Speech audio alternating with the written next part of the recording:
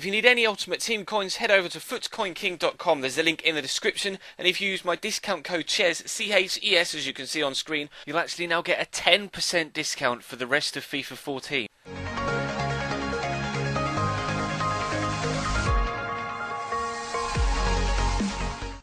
Hey guys, how's it going? Chez back again, and welcome to episode number 38 of the Dortmund career mode here on Xbox One. As you can see in the top left underneath the Inter badge, we're now playing on Legendary. We've upped the difficulty and hopefully we'll be able to compete on the highest level possible. Fingers crossed that we can actually get a win in this one against Inter. We are already, I think, prior to this game, qualified for the next round of the Champions League. As you can see, yes, we are in fact 8 points clear of Inter with only 6 points remaining available. So, definitely through to the next round of the Champions League. We will be getting the £10 million bonus to the transfer budget to go along with that. And of course, we are still ongoing with the vote in the straw poll, which you'll find in the description, with regards the keeping or selling of both Henrik Mkhitaryan and Ilkay Gundogan.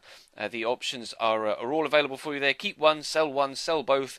Keep Mkhitaryan, sell Gundogan, keep Gundogan, sell Mkhitaryan, etc. You'll find them all in the straw poll found in the description. Had almost 1,000 votes as I record this on Saturday, so by the time you see this, we'll probably be over 1,000 as well, which would be great if we could get some more votes on that. Be absolutely superb, so I know exactly what to do when we reach the January transfer window. But we'd come close by hitting the post through Mkhitaryan earlier on in this game, and then Freddie Guarin for them came extremely close as well, almost shaving the woodwork, in fact, to unfortunately for him, put the ball just wide. But Mkhitaryan's breaking through again here. Going to have another shot, and it's going to be well saved down low by Sami Handanovic, and he was going to be the bane of my life in this game. Of course, the last time we played Inter at home in the Champions League, we won 4-3, and then when we played them in pre-season, we won 4-0. So we definitely know that we can score goals against them, and we did exactly that right here. Marco Reus breaking down the left-hand side, decides rather than cutting inside and having a shot, he's just going to pass the ball across the line of the 18-yard box to find Nuri Sahin arriving, and that's a great shot with his left foot into the top corner.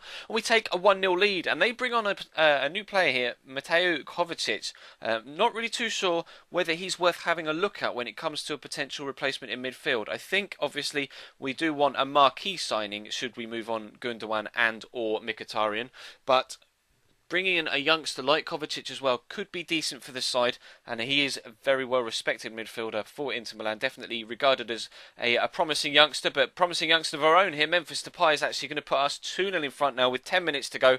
Fantastic turn inside and finish on his weak foot, not necessarily growing as well as I might like Memphis Depay, but still having the influence on the pitch to ensure that he keeps playing in the game. So that's the most important thing. As long as he's performing on the pitch, I'm not overly too bothered about his overall rating improving, etc., because he's clearly good enough already. But we were able to come away with that 2-0 win, but Leno with a good smart save at the end there to ensure our clean sheet. And we're now 5 wins from 5 in the Champions League so far, so we could make it 100% perfect record should we be able to beat Benfica in the final group stage game in maybe tomorrow's episode. It might be Wednesdays, I can't quite remember the layout of the schedule. But we're back to Bundesliga action in this second game at home against Hanover 96, a side that really put us up against the sword last time we played them, and we had a particularly difficult game. I was hoping this one was going to be a little bit easier, but we do need a win. As you can see, Bayern Munich are top of the table. We do have a game in hand and are only 2 points behind, so should we win, we would go back top, but only if we win the game. And Hanover actually started off on the front foot. Great feat from Sabike there to turn the inside the man.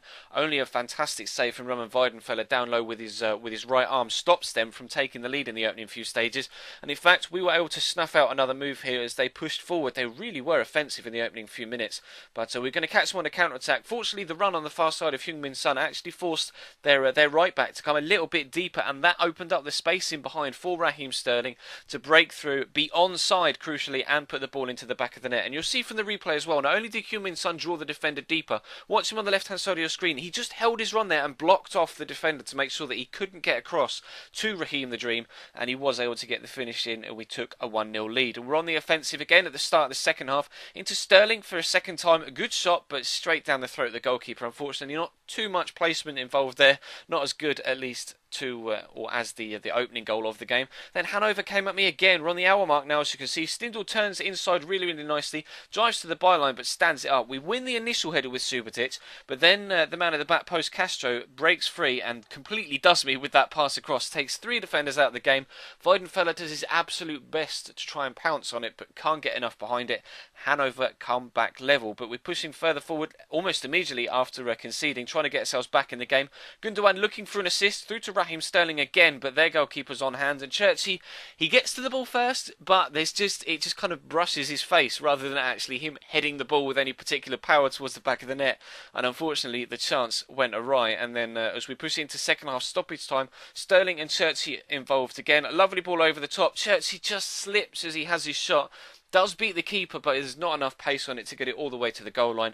The defender clears and we drop points. A 1-1 draw at home against Hanover, and that is not good enough for us to maintain top of the league position. We're going to have to be much better than that in the next game here against Hertha Berlin. Another home game though, so hopefully we can continue some decent home form. We're not unbeaten at home so far this season, as far as I can remember. We've only lost one game in the Bundesliga, and I believe that was away from home. So fingers crossed we can maintain our unbeaten home record. As you'll be able to see in just a second, the league situation is pretty similar. We're still 2 points behind Bayern Munich. They must have drawn their game at the weekend, so we still have that game in hand and are still 2 points behind. So again, same situation as the Hanover one. Should we win, we'll go back to the top of the table. And Marco Reus is just so fast breaking away here and then picks his spot absolutely perfectly. Tied a little finesse finish across the goalkeeper into the bottom corner, and fortunately we get an opening goal quite early on, because Hanover were very offensive at the beginning of that last game, and it kind of made me nervous defensively, but having gotten a goal so early on, that definitely made me feel a little bit more confident in this game, although they got themselves back level after 18 minutes. They ripped me apart down that left-hand side. They had a winger, it was Ben something, forgive me, I cannot remember what his full name was, but he absolutely ripped me apart with his dribbling skills. Ball rolls, step overs, roulette turns, it was ridiculous, just absolutely ripped me apart. Ben Hitar, or Hatira, there you go, it says in the bottom right, as he whips in this corner actually, and their first corner was well saved by Weidenfeller. Lustenberger's going to try and play 1-2 here with Lasogga, but they end up giving the ball away, and Shaqiri finds Heung-min Son. We're going to catch them on the counter-attack, similar to how we did with the opening goal, using the pace of Marco Reus. Churchy tries to play in Reus, can't find him, but then we get an absolute gift from the defender, but he can't capitalise. Marco Reus smashes it wide of that far post. That would have been a great opportunity to put the game to bed if we'd have got 2-1 up. I felt confident enough to keep them out for a second time, but we had to rely on Heung-min Son to step up here. Marco Reus with another gift, and again he doesn't find the back of the net. First time he put it wide, second time he fires it straight at the goalkeeper, and Hertha Berlin come forward in the second half. Like I said, I felt confident if I got back in front, but as we stayed at 1-1 and they were more and more, sitting back trying to just hold on to the point, they were harder and harder to break down, so I had to invite them onto me to try and catch them on the counter attack like this with Heung-min Son. Not the best of first touches, but a wonderful finish. There is no goalkeeper in the world would have kept that out. Hit so hard into that top right hand corner and so accurately placed right into the kind of postage stamp top right, and we took a 2-1 lead. And then Marco Reus is going to find the ball at his feet here. Good strike, unfortunately for Hertha Berlin though. It hits the defender on the backside, bounces into the back of the net, and the stroke of luck is exactly what we need to give us a 3-1 lead. You'll see from the replay, I think the goalkeeper may have saved it. It was going the right way, but so unlucky from the defender. We make it 3-1. It looks like we're going to come away with a decent sized win, although they were going to come back up me up the other end just before the end of the game. Ibisevic plays in Alagui or Alague, I don't know how to pronounce that name. Vedad Ibisevic though is on the score sheet again. 3-2 is the final score in this game. We do get all 3 points, and we'll be able to see in just a second when the league table pops up on your screen whether we've been able to take that top of the league spot again. We have most definitely been able to do so. Bayern Munich haven't played an extra game yet, so we are now back on top of the table, though only by a point and still only 4 away from Bayer Leverkusen, and then a further 4 away from Schalke. Definitely going to get ourselves Champions League football. I think we are pretty safe of that. We're 13 points clear of 5th, but it's all about retaining that Bundesliga title. We're on course so far, halfway through the season. Fingers crossed we can continue this good run of form. Maybe maintain the unbeaten run for the rest of the season. We'll have to wait and see. But that's going to bring this one to a close, guys. Thank you very much for watching. Feel free to leave the video a like if you enjoyed. That'd be absolutely superb. Subscribe if you haven't already to make sure you don't miss out on anything on this channel. Of course, there was a new series went up over the weekend. If you missed it, FIFA 15 player predictions. We've done Chelsea and Arsenal so far. Check the channel page for those if you missed them. And of course, check the description down below for links to my Twitter, Instagram and Facebook if you want to follow me over there. But that's all for now. Thank you very much for watching. Like, favourite, comment, subscribe, and I will see you next time.